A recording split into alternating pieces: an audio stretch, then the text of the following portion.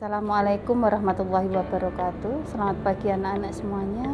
Alhamdulillah kita masih diberi kesempatan Allah, kesehatan, kesempatan untuk bisa saling berbagi ilmu. Marilah anak-anak kita bahas materi pada kesempatan kali ini. Baik anak-anak, kita bisa lanjut ke materi. Bu Ika akan sedikit menjelaskan tentang bab kebijakan fiskal dan kebijakan moneter. Oke. Anak-anak bisa melihat di sini ya. Kalian bisa melihat apa yang akan Bu Ika jelaskan sebagai sketsa bagan yang akan kita bahas atau materi yang ada di dalam bab ini. Yang pertama yaitu kebijakan fiskal dulu. Kebijakan fiskal itu merupakan kebijakan yang dikeluarkan oleh pemerintah untuk mempengaruhi penerimaan dan pengeluaran anggaran pemerintah.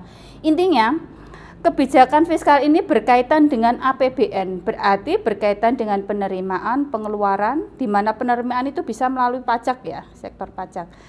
Kemudian, kebijakan fiskal ini merupakan kebijakan yang akan ditujukan atau bertujuan yang pertama untuk menstabilkan perekonomian. Nah, seperti misalkan suatu negara mengalami gonjang-ganjing perekonomian, maka pemerintah melakukan daya upaya melalui kebijakan fiskal. Kemudian memacu dan mendorong terjadinya pertumbuhan ekonomi. Nah, pertumbuhan ekonomi ini merupakan indikasi kondisi suatu perekonomian suatu negara. Kemudian yang ketiga, untuk memperluas dan menciptakan lapangan kerja. Keempat, mewujudkan distribusi dan pemerataan pendapatan. Harapannya seperti itu. Kemudian yang kelima, mencegah pengangguran. Tadi dikatakan menciptakan dan memperluas lapangan ya, otomatis untuk mencegah pengangguran dan menstabilkan harga. Menciptakan terwujudnya keadilan sosial bagi masyarakat. Ini tujuan secara tidak langsung, harapannya terjadi keadilan sosial bagi masyarakat. Kemudian bagaimana cara mengatasi inflasi menggunakan kebijakan ini? Yang pertama, melakukan pinjaman pemerintah guna menutup kekurangan yang ada. Bisa ini pinjam luar negeri ya. Kemudian mengurangi jumlah uang yang beredar. Ketika uang yang beredar di masyarakat itu tinggi, otomatis akan terjadi gonjang-ganjing ekonomi, terjadi inflasi. Maka dengan menggunakan kebijakan fiskal ini, uang yang beredar di masyarakat ini harus dikurangi peredarannya. Agar apa? Ketika uang itu berkurang, otomatis harga pasar akan menjadi stabil. Kemudian yang ketiga, meningkatkan tarif pajak. Nah, ini tarif pajak ini bisa berwujud PPN, bisa berwujud PBB, bisa berwujud PPh ya. Maka di sini dikatakan tarif pajak rumah tangga, kemudian masyarakat, perusahaan ya, seperti itu. Berarti ini bisa berwujud PPh, PPN, PBB. Kemudian menghemat, adanya penghematan pengeluaran pemerintah. Nah, tadi Bu Ika katakan bahwa kebijakan fiskal itu APBN, maka ada dua sisi, penerimaan dan pengeluaran. Pengeluarannya diminimalkan, dihematkan, kan begitu. Kemudian yang terakhir yaitu mengupayakan peningkatan produksi. Selanjutnya anak-anak, di sini Bu Ika memberikan contoh dari kebijakan fiskal. Nah, yang pertama yaitu kebijakan fiskal yang dikeluarkan oleh pemerintah. Di sini kalian bisa melihat tampilan dari PPT Bu Ika, kebijakan tentang penghasilan tidak kena pajak, yaitu dinaikkan 10% per 2006.